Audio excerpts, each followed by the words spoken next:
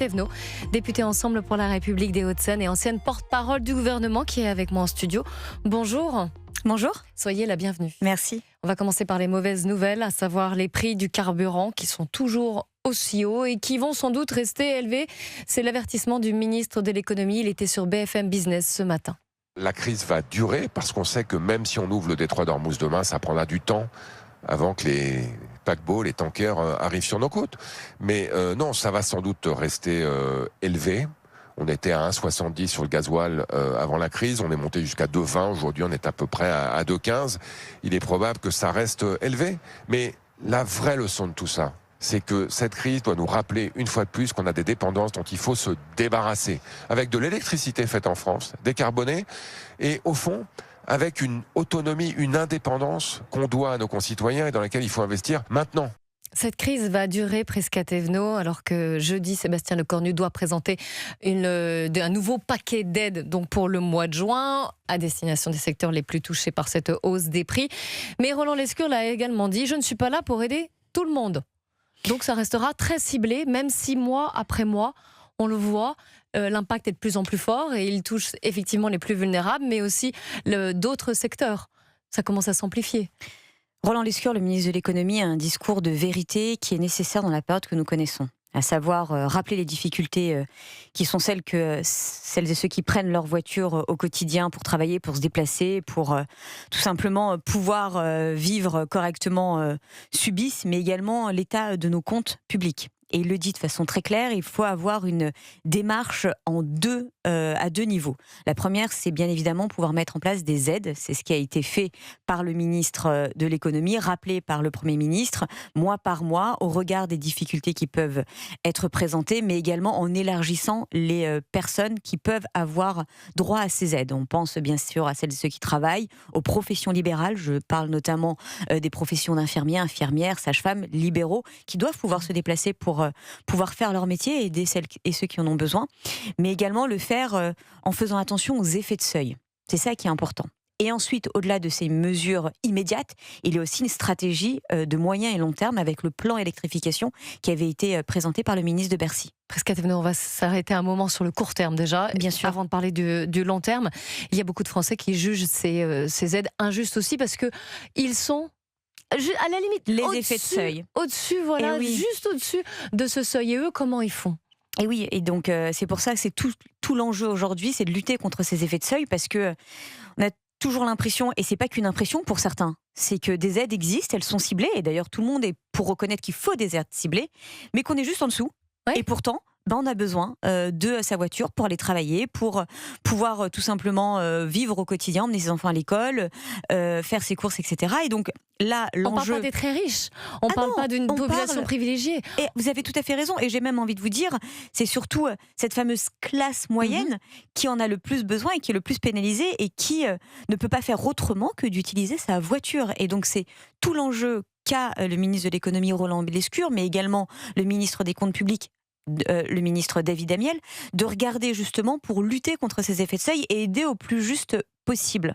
Et comment on fait concrètement alors ? Quelle réponse on va leur apporter ? Il concerte énormément les différents représentants des acteurs économiques représentés, et ça nécessite aussi un taux d'ajustement mois après mois au regard de la difficulté. Et je ne doute pas que tout à l'heure, parce qu'on est mardi, lors des questions au gouvernement, le ministre, que ce soit le ministre Roland Lescure, que le ministre David Amiel, voire même le Premier ministre lui-même qui a pris ce sujet à bras-le-corps, répondent aux questions des parlementaires qui les interpelleront de façon extrêmement légitime. Mais pour l'instant, c'est pas tranché en fait.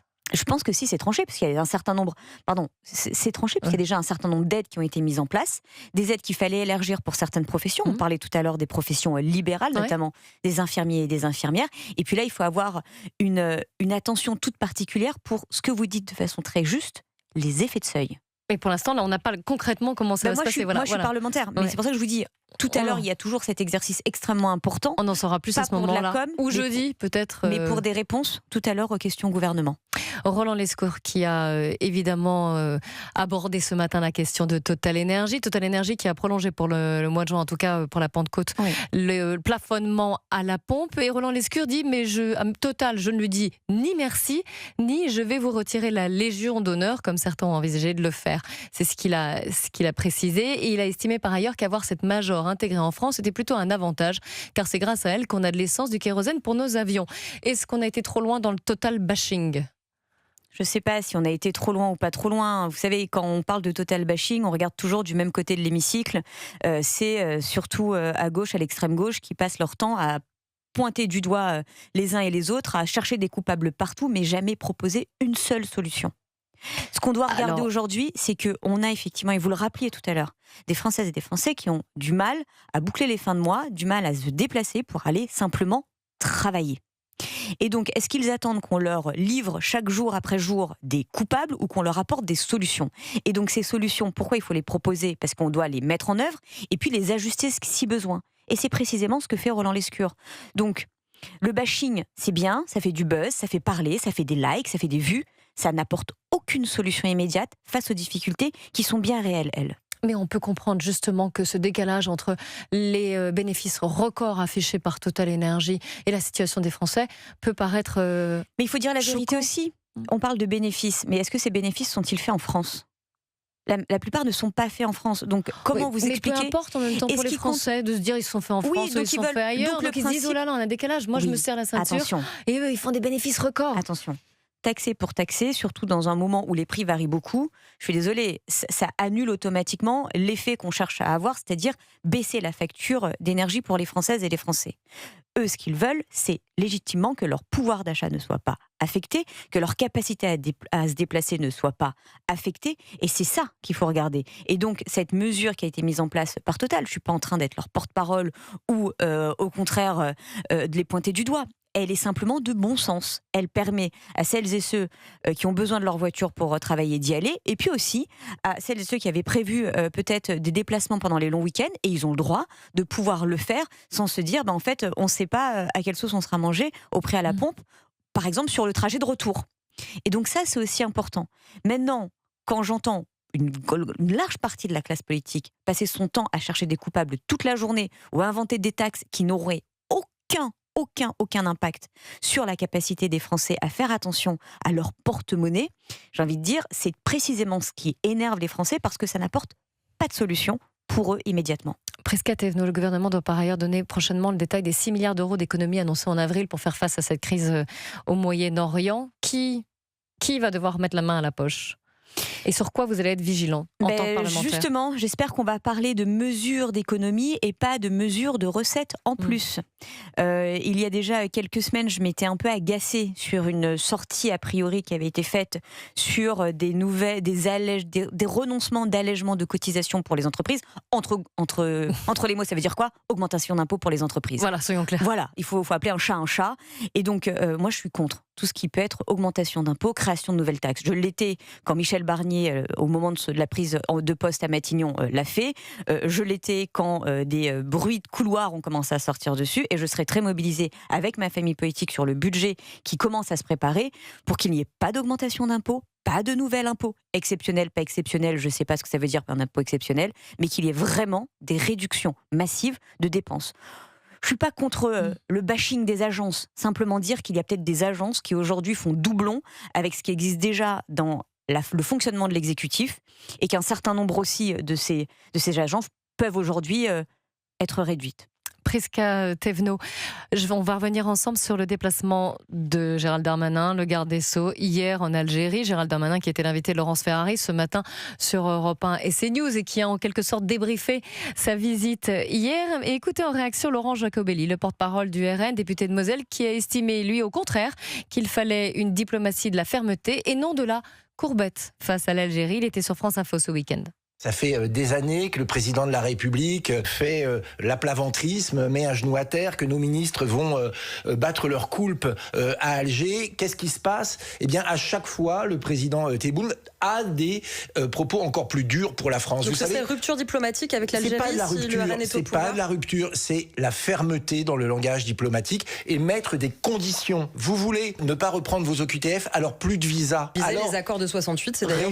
Mais l'Assemblée nationale a demandé à ce qu'on arrête ces accords de 68. Rien n'a été fait. Arrêtons la diplomatie de la courbette, essayons la diplomatie de la fermeté. En général, ça marche. Prisca Thévenot, est-ce que Gérald Darmanin est allé faire des courbettes hier en Algérie ? Mais c'est quand même assez cocasse. Quand j'entends le Rassemblement national parler de courbettes, mais en réalité, il parle en expert. Qui sont aujourd'hui les meilleurs porte-parole de forces étrangères qui, en plus, en veulent aux intérêts de notre pays. Porte-parole de Vladimir Poutine, groupie de Trump. On se souvient de Marine Le Pen qui attendait dans le hall de la Trump Tower espérer peut-être, je ne sais pas, un autographe, une photo avec Donald Trump il y a quelques années.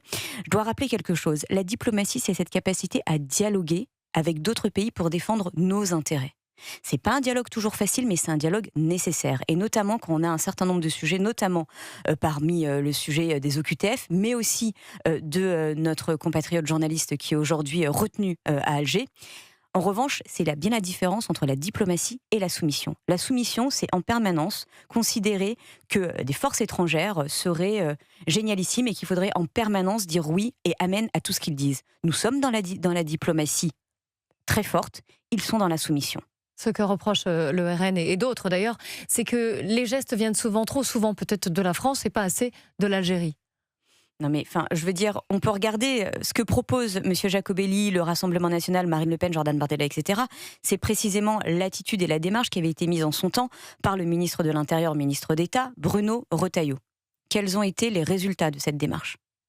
Il n'est pas resté quelques semaines, quelques mois, il est resté plus d'1 an. Et au final, qu'est-ce qu'il a fait ? Il a claqué la porte à coups de tweet.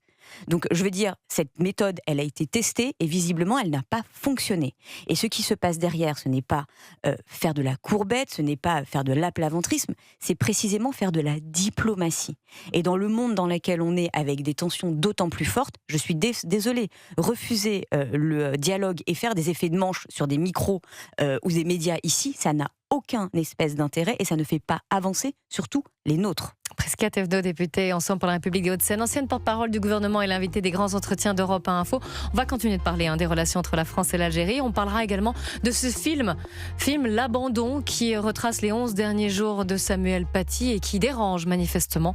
À tout de suite sur Europe 1. On parlera de ce film L'Abandon sur Samuel Paty. Mais juste avant, je voulais qu'on continue notre discussion sur Christophe Glaise, ce journaliste sportif emprisonné en Algérie. Évidemment, il en a été question hier lors de la visite de Gérald Darmanin au président Tebboune en Algérie. Gérald Darmanin qui s'est dit rassuré par la façon dont Christophe Glaise est traité par l'Algérie où il est détenu, donc. Et il l'indique, il insiste, nous avons rappelé qu'il faut rendre Christophe Glaise, non pas à la France, mais à sa mère. Ça a une importance, cette distinction, Oui, je pense que ça rappelle aussi la nécessité de rappeler l'humanité qui existe en chacun d'entre nous. Là, on parle bien évidemment d'un journaliste français, et ça, il n'est pas question de l'oublier, et c'est bien pour ça que Gérald Darmanin était sur place et que ce sujet a été abordé.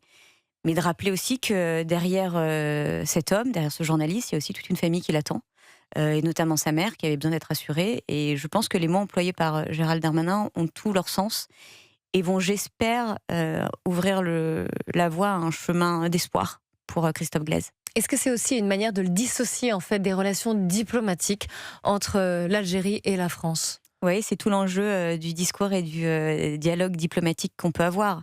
Diplomatie, derrière tout ça, c'est aussi cette façon de savoir mettre les bons mots au bon moment, les bons curseurs sur les bons sujets. Et on le voit au travers du dossier de Christophe Glaise, qui, pour moi, est abordé de la bonne façon par Gérald Darmanin, qui a rappelé que sur de nombreux sujets, notamment quand il était à Beauvau, savait appréhender les sujets de diplomatie, sujet par sujet, et les appréhender avec cœur et humanité. C'est-à-dire sans vexer, finalement, les Algériens. Avec pour obligation d'avoir la pertinence du résultat à obtenir.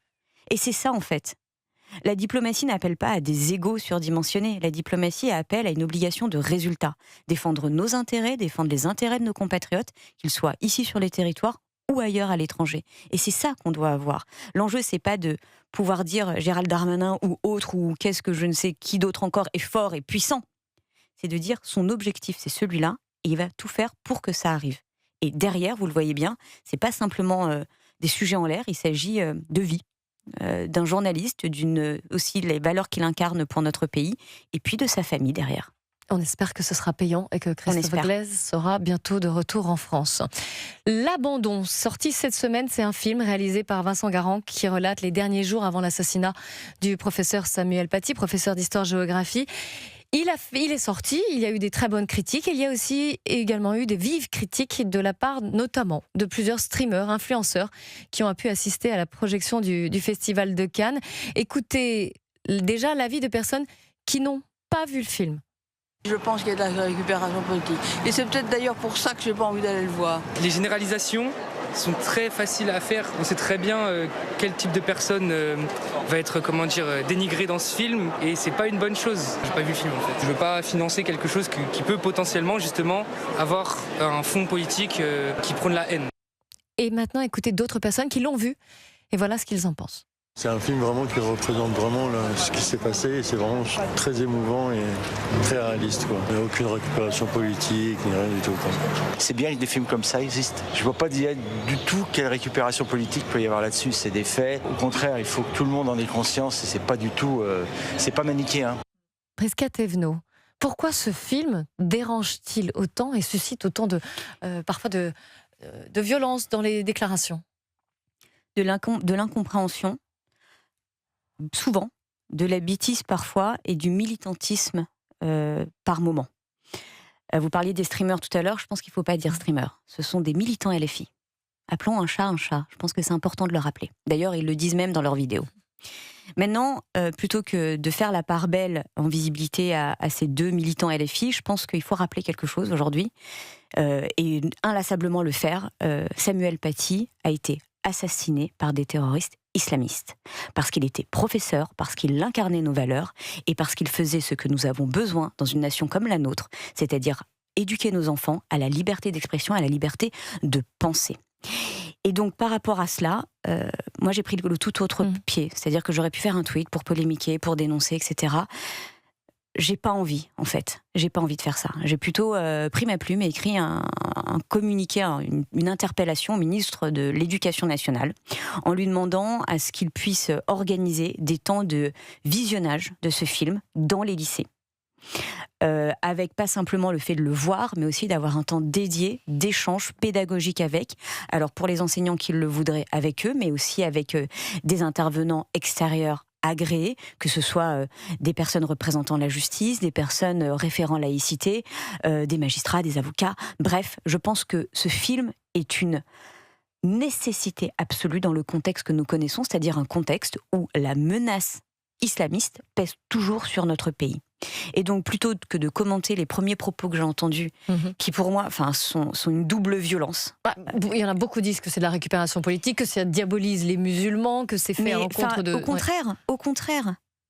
Enfin, je pense qu'en disant cela, ils sont en train de stigmatiser des gens qui ne leur ont rien demandé. On ne parle pas de l'islam, on parle de l'islamisme. On ne parle pas des musulmans, on parle des terroristes. Et donc, plus que jamais, ce film montre qu'il doit être vu largement. Et en classe notamment, c'est ce que vous nous dites. Et il respecte une chronologie, il respecte l'histoire dramatique, malheureuse, ignoble qu'a vécu ce professeur, héros de la nation. Et donc, il faut que nos jeunes puissent le voir. Parce qu'aujourd'hui, ils sont de toute façon prompts à regarder un certain nombre de choses très violentes, très orientées sur les réseaux. On a un travail qui a été fait. Ils vont y être confrontés, c'est ce que vous dites. Mais donc autant expliquer. Ils y sont déjà. Là, c'est quelque chose qui a été documenté, fait avec sérieux. On a un matériel là qui est disponible, avec, je pense, un temps de parole nécessaire derrière. La présidentielle, écoutez, Jadza, porte-parole, secrétaire nationale de Renaissance, qui a réagi à cette tribune. 500 élus et maires qui se sont rassemblés pour appeler l'ex-premier ministre Gabriel Attal à se présenter en 2027. C'était ce week-end. Et écoutez, Jadza, c'était sur CNews. Déjà, j'accueille, et je pense que Gabriel Attal aussi, cette tribune avec humilité et combativité. Ce que disent ces gens, c'est on a envie d'action, on a envie de renouveau, mais surtout, on refuse le déclin et le fatalisme. On n'a pas envie d'être coincé l'année prochaine entre la France Insoumise et le Rassemblement National. Et d'une certaine manière, dans le texte que j'ai lu avec beaucoup d'attention quand il a été publié, ils disent aussi on a envie d'une république des territoires, qui est ce que Gabriel Attal porte avec pas mal de choses. Une France déparisianisée. Et donc, il me semble que cette candidature-là, en tout cas celle qu'ils appellent de leur vœu, c'est une candidature du concret, du réalisme, mais aussi de l'espoir. On le voit, Gabriel Attal qui accélère. Il tente de ravir la place du favori du bloc central, occupé actuellement par Édouard Philippe. Je ne sais pas si c'est le favori du bloc central quand vous parlez d'Édouard Philippe, mais en tout cas, oui, très bien. Et loin de moi l'idée de faire de la polémique là. Non, ce que je dis simplement, c'est que aujourd'hui, il y a une dynamique de rassemblement qui se met en place, une dynamique de rassemblement, bien évidemment, de ma famille politique Renaissance derrière Gabriel Attal, mais pas que. Effectivement, ce week-end, plus de 500 élus locaux, maires venus de différents territoires, venus de différentes familles politiques, avec différentes logiques politiques dans le passé, ont vu dans Gabriel Attal cette capacité de continuer à lutter contre le pack vague, lutter contre l'immobilisme, à faire en sorte que les sujets soient pris à bras-le-corps et avancer de façon extrêmement claire, pas simplement en disant l'enjeu ça sera d'être contre le RN et contre la LFI, mais plutôt de porter un projet. Et c'est ça qui va nous faire avancer. Et donc oui, cette capacité de le voir, Gabriel Attal l'a déjà incarné, l'a déjà mobilisé quand il était aussi bien au gouvernement par les différentes responsabilités qu'il a eues, mais aussi en tant que président de groupe et président de mouvement politique. Et cette dynamique-là, elle va aller en s'amplifiant, notamment parce que le 30 mai prochain, on se réunit à Paris en meeting autour de lui. Bref, Gabriel Attal est prêt, sa famille politique est en ordre de marche et le rassemblement se fait de plus en plus large. Donc large, c'est-à-dire vous le voyez avec ces 500 maires, par exemple, 500 maires, 500 élus locaux. Non, je pensais que vous voyiez d'autres partis, vous, dans le bloc central. Non, ça, on en a déjà parlé ensemble. On a gouverné avec d'autres familles politiques. Nous continuons à parler avec ces autres familles politiques, notamment l'UDI, Horizon, le MoDem, le Parti radical, au travers d'un comité de liaison qui existe et qui continue à exister, qui va se réunir pour la 2e fois au début juin. Merci beaucoup, Prisca Thévenot. Je rappelle que vous êtes députée Ensemble pour la République des Hauts-de-Seine, ancienne porte-parole du gouvernement. Vous filez d'ailleurs aux questions au gouvernement à l'Assemblée nationale.